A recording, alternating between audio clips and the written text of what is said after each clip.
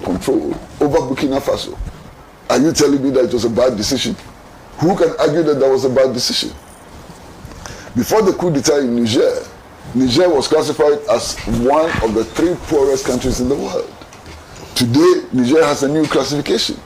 It's the fastest growing economy in the world. Are you telling me that they should change that? Look at the giant strides that Burkina Faso has made. The huge increase in its gross domestic product.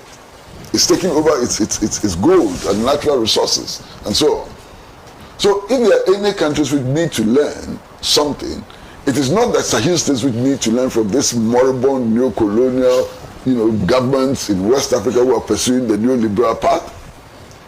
It is rather these countries which have to learn from the alliance of Sahel states, to ask how these states are making these huge strides in their development efforts and to copy from them. So I think that, look, we have to place things within the proper context and stop this arrogant behavior of thinking that they are wrong. Some small boys have taken power and that we can convince them to rejoin ECOWAS. Rejoin ECOWAS for what?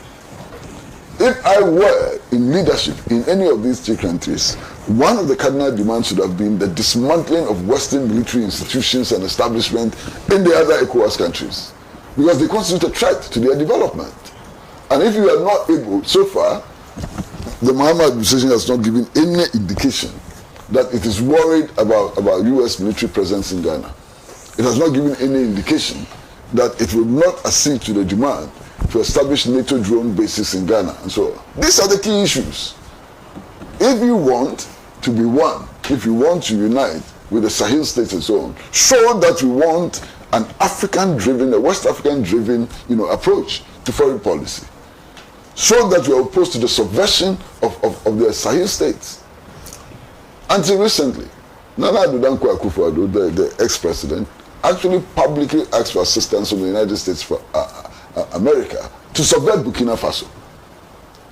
Has that policy changed? I'm not so sure. Has that changed completely? Until recently, France was ready to pay $20 million to West African states to go and attack Niger and kill their soldiers and so on. Has that policy changed? These are the key things. It's not just about, friendship with neighboring countries and so on. Yeah, friendship with neighboring countries is important. The unity of the West African people is important. But unity around what? Unity for what? Unity to continue perpetuating the neoliberal order? Unity to continue the neo-colonial enslavement of our people? Unity which enables, France to have absolute control over the economy of our countries and so on? No, I think, look, we have to be realistic. We have to be realistic. We have to look at the clear issues that confront West Africa today and deal with them and stop this playing to the gallery. It's not going to help anybody. This playing to the gallery is not going to help anybody.